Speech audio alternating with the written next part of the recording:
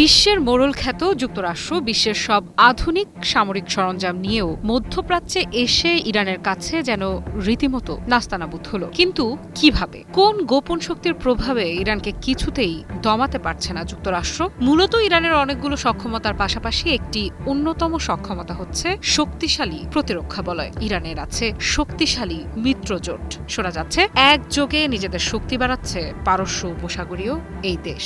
কিভাবে?